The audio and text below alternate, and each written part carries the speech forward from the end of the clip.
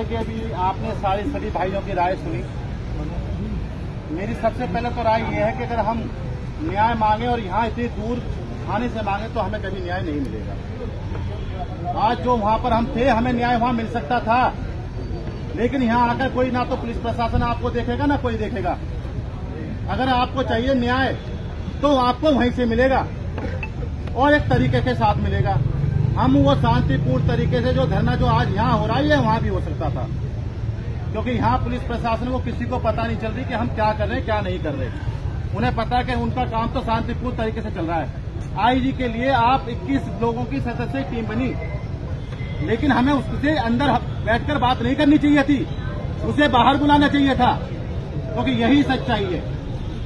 अगर इतने लोग सारे के सारे ये हैं, अगर वो अंदर उसकी ऑफिस में जाएंगे तो वो आप पे चौड़ा होगा। अगर वही व्यक्ति अगर बाहर आके बोलता तो वो आपकी मांग भी सुनता, लेकिन ये कमी थी हमारी 11 सदस्य की टीम की। आप इस बात को बुरा नहीं मानना।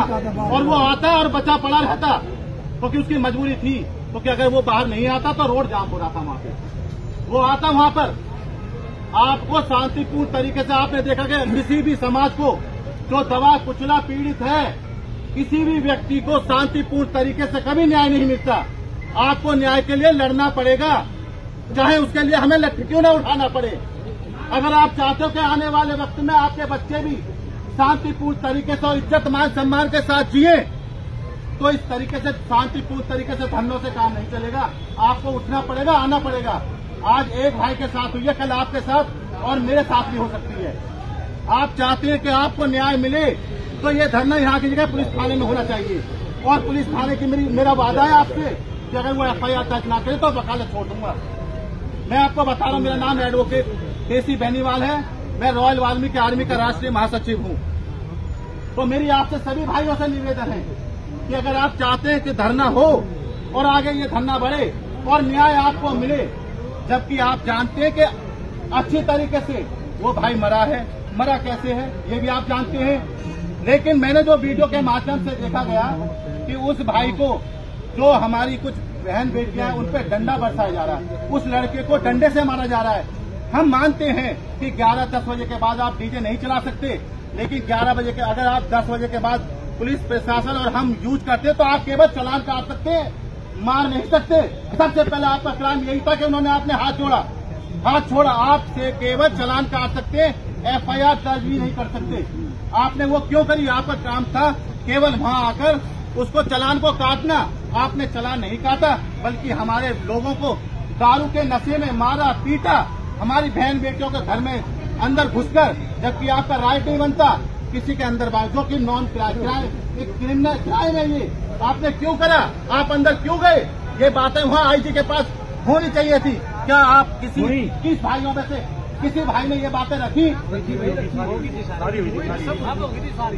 सर, मेरा बस यही है कि कुछ जल्दबाजी थोड़ी ज्यादा हो गई। हम भी आ जाते तो साथ में आपके हम भी बैठ के बात कर लेते। वकील साहब, आप सभी बहुत ही अच्छे और समझदार व्यक्ति हैं, और आप ये भी कहना चाहते हो कि सुप्रीम कोर्ट, हाई कोर्ट, अगर उसमें अगर आप जाओगे तो आपको महीनों लग जाएंगे न्याय मिलने में। क्या आपका बेटा जब तक मॉर्चरी में बैठा रहेगा? क्या आप जब तक पोस्टमार्टम नहीं कराएंगे?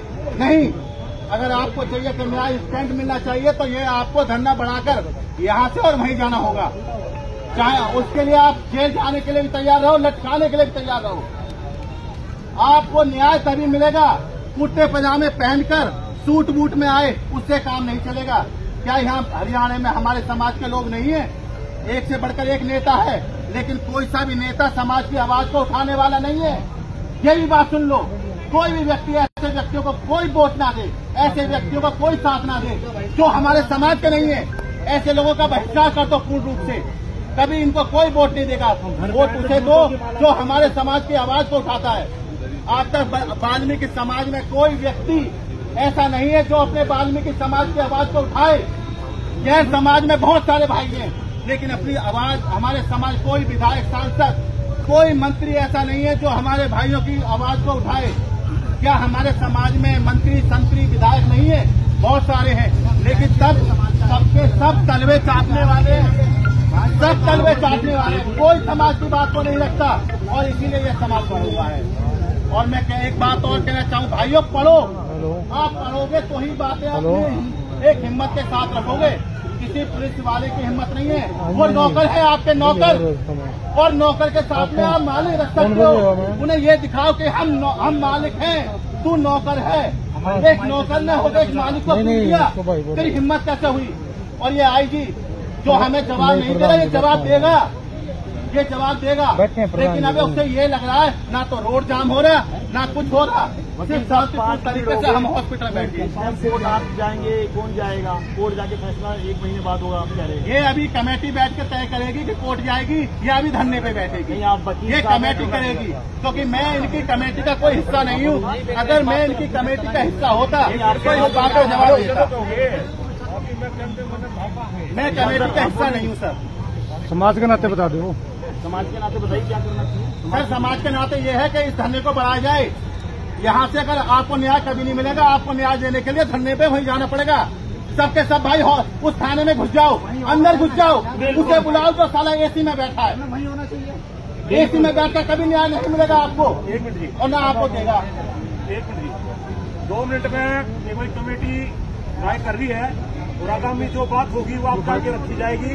और जो आप भी समाज के हमारे हो, आप भी उस कमेटी की जो हमारी बात होगी उसके अंदर अपनी जो राय रखनी वो रख देना, और आगामी फिर उसको ऐसे चलाएंगे। और जिसको जो बोलना उसका साफ चल देगा। मेरी भाई सभी से निवेदन यही है कि इससे धरने को चलाया जाए। मेरी जो मेरा एक बात